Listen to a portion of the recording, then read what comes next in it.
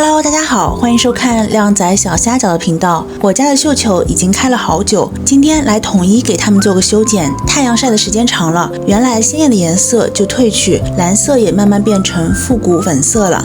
还有就是我们无锡地区这段时间开始进入黄梅天了，天天下雨，现在的绣球都吸饱了雨水，花头变重，导致枝条倒伏，观赏性也变差了。所以在黄梅天刚开始就都剪了吧。说实话，每年剪绣球的时候，心里那叫一个纠结。这可都是我春天那会儿提着大水桶，一瓢一瓢、一桶一桶的配硫酸铝和柠檬酸，差点把麒麟臂都练出来才调出来的蓝紫色啊！现在要把它们全剪了，真的有一种一朝回到解放前的感觉。但是花开的越久，消耗的养分就越多，而且我们无锡的黄梅天可不是开玩笑的。绣球花头又大，整棵植物都被压得抬不起头，花头还容易悟出霉斑病害来。为了明年能看一院子的爆花，今天必须得修剪了。那么我们今天就来做个沉浸式的修剪记录，也顺便给新手花友分享一下地栽绣球到底该怎么剪。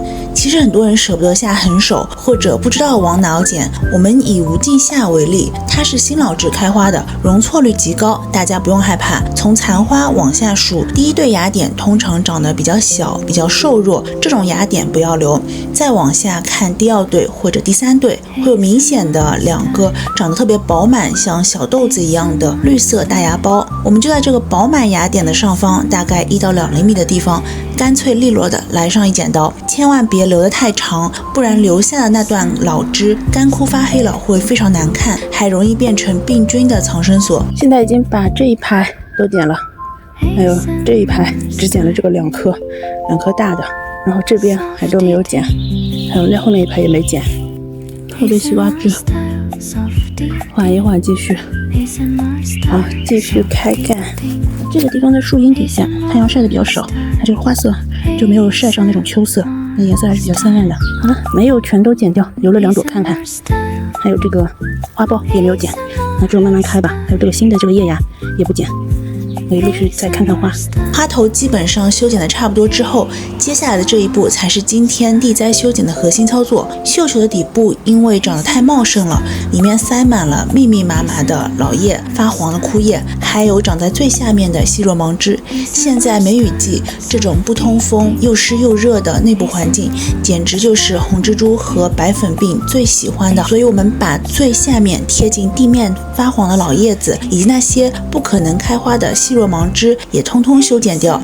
最后再跟同样在梅雨季折腾的花友们唠叨一个细节，刚剪完的这几天，大家千万别急着打叶面肥，现在的枝条上全是刚剪出来的伤口，你这时候要是把肥喷上去，那就不是补营养，反而极其容易感染。那么花后补充营养，可以选择少量的去撒缓释复合肥，让它随着雨水缓慢释放。等这阵子阴雨天彻底过去，太阳出来了，可以再给它根部买少量复合肥或者有机肥，让它在夏天可以安心的长叶子、壮大枝干。注意了，如果你的绣球苗情状态不是很好，不建议盲目施肥。对于夏天来说，浇水工作比起施肥重要的多，3伏天不缺水比什么都要紧。至于这满地蓝蓝紫紫的绣球，我是真舍不得扔，挑几只没被雨淋烂、颜色比较好看的，摆到花园桌上，用几个烤盘拼成一面桌旗，在这超高湿度的天气里还能欣赏好久。